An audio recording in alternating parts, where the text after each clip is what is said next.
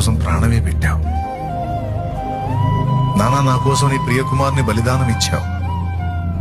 నీకెంతో మంచి నచ్చే కుమారుడు ఈయన, నా ప్రియ కుమారుడు ఈయన ఎంత నేను ఆనందించుచున్నాను అని నువ్వు ఎంతో ఇష్టపడి సాక్ష్యం ఇచ్చిన ఆ ప్రియ కుమారుని పనికి మాలిన నా కోసం, పనికి మాలిన నా కోసం, పనికి మాలిన వాడను, పనికి మాలిన దాన్నైనా నా కోసం ఆ ప్రియ కుమారుని బలిపీఠం ఎక్కించి బలిగా అర్పించావు కదా నాన్న నా కోసం.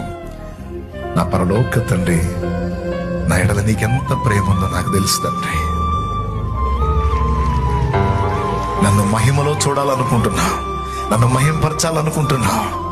దూతల ఎదుట, కోట్లాది మానవుల ఎదుట, దూతల ప్రపంచాలన్నిటి ఎదుట నా తల ఎత్తాలనుకుంటున్నా, నన్ను మహింపరచాలనుకుంటున్నా. నేనే అర్థం